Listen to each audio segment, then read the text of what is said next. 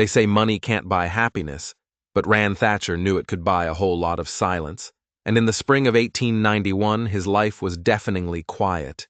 He sat on a splintered bench at the Sweetwater Ridge train depot, a man worth more than the entire state of Wyoming, waiting for a train he didn't want to catch.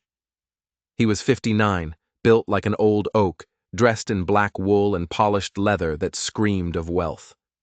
The silver in his hair glinted under the morning sun, same as the tip of his pristine boots. Folks in town talked about him in whispers. They said he owned more land than God and more cattle than there were stars. They were mostly right. His ranch was a kingdom of dirt and hoofprints, 16 empty bedrooms in a house that was more a museum of grief than a home. In his pocket, a train ticket promised to take him back to that silence. He'd lost his wife and daughter 5 years back. A carriage, a slick road, a snapped axle. Since then, wealth wasn't a comfort. It was just more room to be alone. He lowered his head, the brim of his black Stetson hiding his eyes from the world. And that's when a pair of scuffed-up boots appeared in his vision. They were too big for the feet they were on, dangling a few inches off the platform, kicking back and forth with a restless rhythm. Then came a dented metal tin, the kind a poor man uses to keep his lunch warm.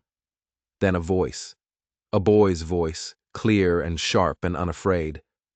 "Mister, are you sad?" Rand lifted his head, slow. The boy couldn't have been more than 8 years old. A mop of sandy hair, freckles scattered across a sun-browned nose, and eyes that looked right through you. He was clutching that tin like it was treasure. "I'm Canon Wells," the boy said, sticking out a grubby hand. Rand looked at the hand, then took it. It was small, but the grip was firm. "Rand Thatcher." The boy's eyes went wide. "Thatcher? Like the Thatcher Ranch?" Rand just nodded. "My mama says you own half of Wyoming." "Your mama exaggerates," Rand rumbled. Cannon grinned, a flash of white in a dusty face. "She also says lonely people don't need more land. They just need someone to sit with them. Is that why you look so lonesome?" Rand felt a crack form in the iron wall around his heart. Before he could find an answer, the boy was on his feet. "My mama's making stew, and cornbread, the real fluffy kind. You hungry?" The offer was so sudden, so honest, it threw him. "You're inviting me to dinner?" "Well, yeah," Cannon said, like it was the most obvious thing in the world. "You look like nobody's invited you anywhere in a long, long time." He wasn't wrong. For a heartbeat, the old quiet Rand almost said no. But then he thought of the 16 empty rooms, the silent hallways, the long, dark night ahead. He cleared his throat. "I suppose I could join you." Cannon let out a whoop that made the station master poke his head out the window. "She's gonna be so happy. Mama always says food tastes better when there's folks to share it with."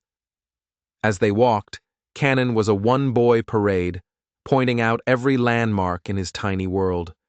The mercantile where he got a patch for his trousers. The church where the preacher gave him a peppermint for being quiet, even though he wasn't. For the first time in 5 years, Rand Thatcher didn't feel like a ghost. He felt seen. They turned a corner onto a street with a row of small, tired houses. He could smell the cornbread on the air, warm and sweet. He saw a little white house with a porch that leaned just so, and the shadow of a woman moving behind a lace curtain. He thought this was just a simple meal, a kind gesture from a boy who didn't know any better. He had no idea that this one dinner would unravel his entire life. He had no idea that the woman inside that house was in terrible trouble, and he had no idea that he was the one who had caused it. The house was small, but it was clean. The screen door complained with a long, low groan as Cannon pushed it open. "Mama, I brought someone for supper."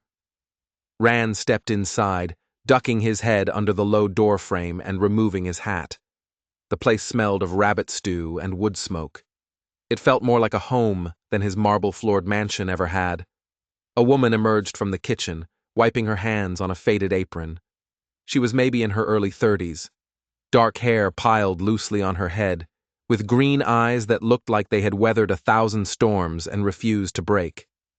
A simple gold wedding band was on her finger. Ran knew who she was.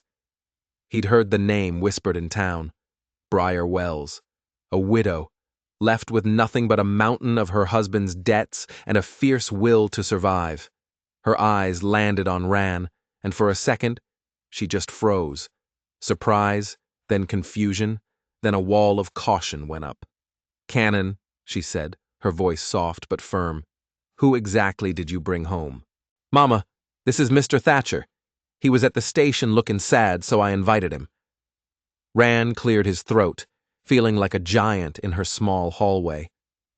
"Ma'am, I apologize for the intrusion. Your son is persuasive." Her gaze flicked from Ran's expensive coat to Cannon's hopeful face. A small, tired smile touched her lips.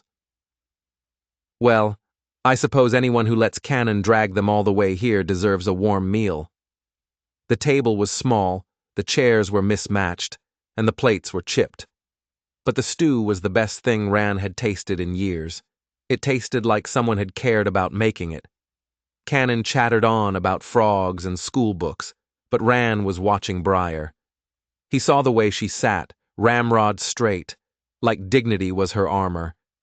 He saw the worn-out seams on her dress, the chipped nails on her hands, and he saw the folded piece of paper sitting by her elbow on the table. A bill, an official-looking one. "What brings you to our town, Mr. Thatcher?" she finally asked. "Business," he said. "Or it was. I was heading back north, but your boy here changed my plans." Cannon beamed. "See, Mama? You always say kindness don't cost nothing." Brier's smile faded. Her hand drifted to the bill on the table, her fingers tracing its edge. It was an unconscious gesture, one full of worry. Ran felt a strange urge to tell her the truth. Not about business, but about himself. "I lost my family," he said, the words coming out before he could stop them. 5 years ago, wife and daughter. Brier's guarded expression softened. The storm in her eyes quieted for a moment. "I'm sorry." "Since then," he admitted, "I've just kept busy. Land, cattle, ledgers. It's easier than sitting still." "Sorrow is hard work," she said, and for the first time, they looked at each other, not as a rich man and a poor woman, but as two people who understood the shape of loss. Then Cannon, with the brutal honesty of a child, shattered the moment.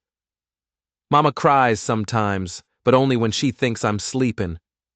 "Cannon," Brier warned, her cheeks flushing. "It's true," the boy insisted. "I hear her counting coins and praying.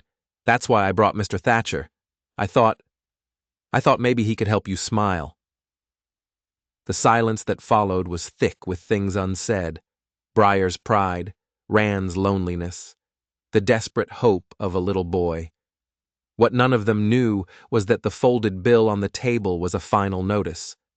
The house they were sitting in was about to be repossessed, and the man who held the fate of Brier and Cannon Wells in his hands wasn't some stranger in a far-off city.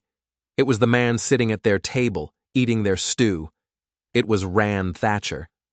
Ran didn't take the train the next day. He told himself it was just for a day or two. He paid Brier $1 to stay in her spare room, a small space with a lumpy mattress and a cracked window. But it was the best sleep he'd had in 5 years. He spent the next few days fixing things. A loose board on the porch, a squeaky hinge on the gate. He whittled a small wooden horse for Cannon and listened as Brier hummed to herself in the kitchen, a sound she'd probably forgotten she could make. He was watching a family come back to life, and he was feeling himself do the same. The sprawling, empty ranch up north felt like a distant nightmare. Here, in this crooked little house, he wasn't a tycoon. He was just a man named Ran, and it felt good, until the third evening. The knock on the door was sharp, official, unfriendly. Ran opened it. A man in a cheap suit and a bowler hat stood on the porch, holding a sheaf of papers. He had the smug look of someone who enjoys delivering bad news. "Evening," the man said, not waiting for an invitation. "Name's Foster Gage. I represent First Federal Savings." Brier appeared in the doorway behind Ran, her face instantly pale. "I'm here about the outstanding balance on this property," Gage continued, his eyes scanning the little house with disdain. He thrust an envelope at Brier. "Final notice. Payment of $297 is due by Friday. Otherwise, the property reverts to the bank." The amount was nothing to Ran. He could pay it with the money in his pocket. But it wasn't the amount that made his blood run cold. It was the emblem on the envelope, a stylized eagle clutching a key, the logo of First Federal Savings, his bank. He didn't own it in his own name, of course. It was buried under layers of corporations and trusts, managed by men like Foster Gage. But at the very top of that pyramid of paper and power, the man who owned it all was him. He was the one foreclosing on her. The papers in his own portfolio weren't names and families. They were assets and liabilities, numbers on a page. He'd approved dozens of foreclosures just like this one, never giving them a second thought. But this wasn't a number. This was Brier's trembling hand. This was the fear in Cannon's wide eyes as he watched from the kitchen. This was the only home this boy had ever known. And he, Ran Thatcher, was the one about to tear it all down. After Gage left, smug and satisfied, a heavy silence filled the house. "I'm sorry you had to see that," Brier said finally, her voice tight. "Let me help," Ran said, stepping toward her. "The money, it's nothing." "No." The word was sharp, like a shard of glass. "I can't let you do that." "Brier, this isn't about pride." "Isn't it?" She shot back, her green eyes flashing with a fire he hadn't seen before. "This house is all I have left of him. It's the only thing that's mine. I will not be a charity case for a rich man who feels sorry for me." "I don't feel sorry for you," Ran said, his own voice tight. "Then why are you still here?" The question hung in the air between them, heavy and sharp. He didn't have an answer, not one he was ready to say out loud. "Because when I'm here, I feel alive." She just stared at him, her expression unreadable, then turned and walked back inside, leaving him alone on the leaning porch with the weight of a secret that was about to crush them all. Later that night, Cannon asked the question that was tearing the house apart. "Are we going to lose the house, Mama?" Brier's forced smile didn't hide the terror in her eyes. "Not if I can help it, sweetheart." The boy looked from his mother to Ran, a silent question in his gaze. He didn't understand the details, but he understood the truth. The man who had made his mother smile was now part of her tears. The real question wasn't if Ran could help. It was would he, and what would it cost them if he did? The next 2 days were a quiet, desperate hell. Ran left the house before dawn each morning and came back long after dark. He told Brier he was taking care of some old business, a lie that tasted like ash in his mouth. In truth, he was in town, in a dusty law office, surrounded by stacks of deeds and ledgers. He met with his bankers, his lawyers, men who had served his financial empire for years and were now looking at him with utter confusion. He wasn't just trying to pay off Brier's debt. That would be too easy. It would be charity, just as she feared. He was doing something far more drastic. He was untangling himself from the web of his own wealth. He was signing papers that transferred ownership, dissolved trusts, and rerouted fortunes. He was systematically dismantling the empire that had made him Ran Thatcher, the cattle king. He was trying to become just a man again, a man Brier could trust, but he was running out of time. Back at the little White House, the silence was thicker than ever. Brier was polite but distant. She was selling off what little she had, a silver locket, her late husband's tools, a hand-stitched quilt. Each small sale was a victory that felt like a defeat.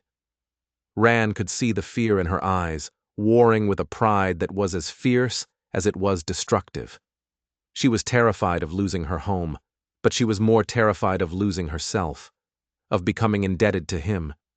She was afraid that his kindness had a price tag she couldn't afford. On the third morning, the final day before the foreclosure, Ran was walking down the stairs of his hotel room in town when he heard it. A small, frantic knocking.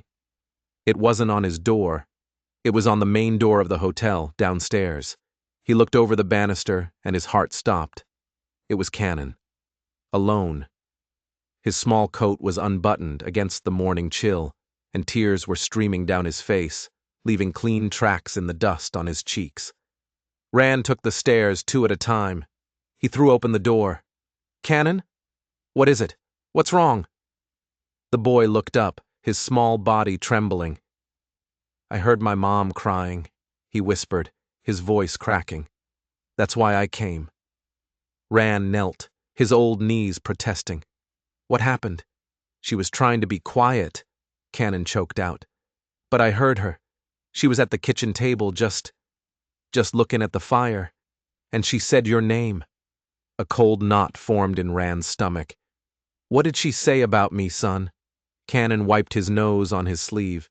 She said you were a good man, but that good men still leave, and she can't afford to believe in things that don't stay."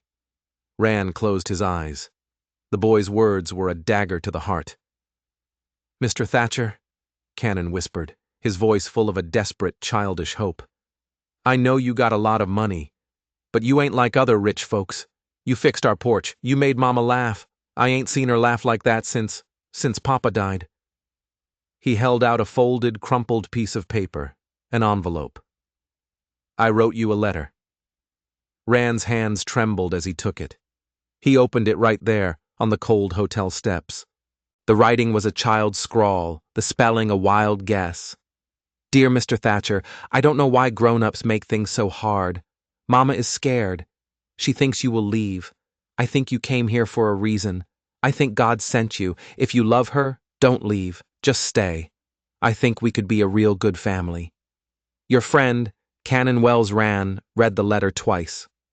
The ink was blurred in places, probably from the boy's tears.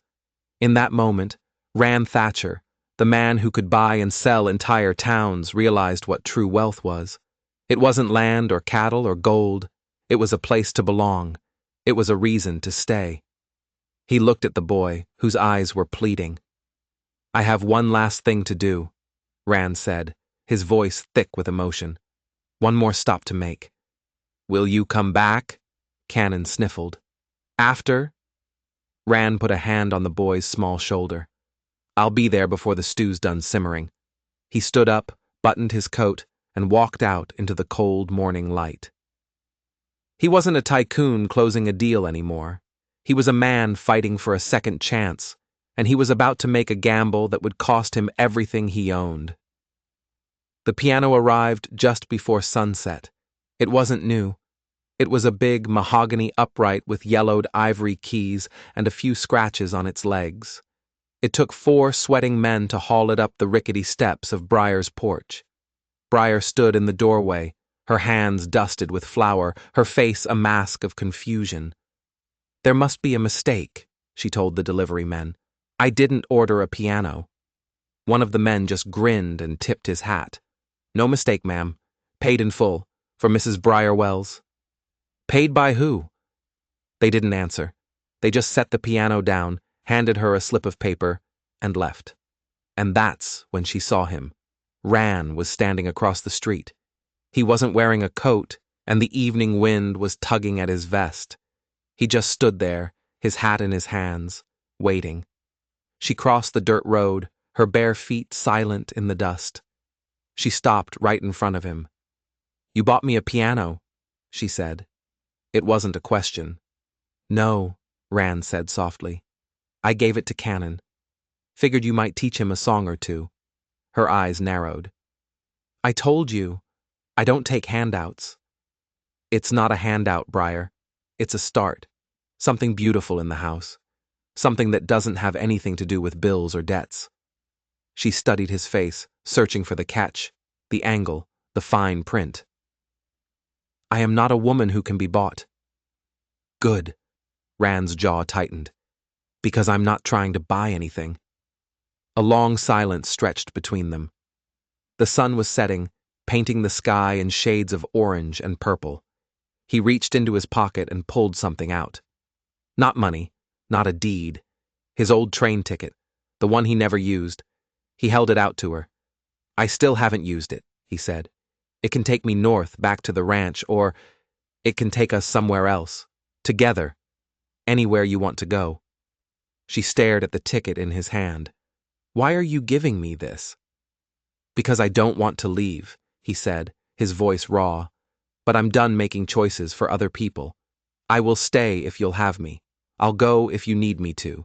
The choice is yours. He took a deep breath. I went to the bank this morning. The house is yours. The debt is gone. But that's not all. He looked her straight in the eye. I gave up the bank, Brier. I transferred my controlling interest to a town trust. I signed away the deeds to the ranch, the land, the holdings, everything. It's all gone. Brier's breath caught in her throat. You... What? It was my money that was choking you, he said, his voice thick with shame. My empire was about to take your home, so I got rid of it. I gave it all away, because it wasn't making me a better man. He gestured back toward the house, where Cannon's small face was pressed against the window, watching. You were. Tears welled in Brier's eyes. She looked from the ticket to the piano on her porch, to the man standing before her who had just given up a kingdom for a chance at her trust. What are you asking me, Ran? She whispered. He took a step closer, close enough to feel the warmth coming off her. Not for your house, not for your gratitude, just for your trust. And maybe, if it's not too late, your hand. And then, she smiled. It wasn't the tired, careful smile he'd seen before. It was a real one, bright and beautiful, and it lit up her whole face. You hungry? She asked. Ran blinked, confused. I beg your pardon? She turned and started walking back to the house. Cannon made cornbread and stew. He's been waiting to see if you were coming back to eat with us. She glanced back over her shoulder, that incredible smile still on her face. So, if you're staying, we'd better eat before it gets cold. That night, they sat around the same small table. But everything was different. Cannon told stories. Brier laughed, freely and often.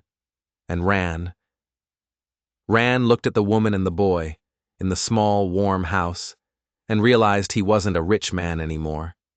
He was home. Later, when Cannon was asleep, Brier sat down at the old piano. Her fingers, calloused and worn, touched the ivory keys. She looked at Ran, who was watching her from the porch. This one, she whispered, was my husband's favorite. Then she began to play.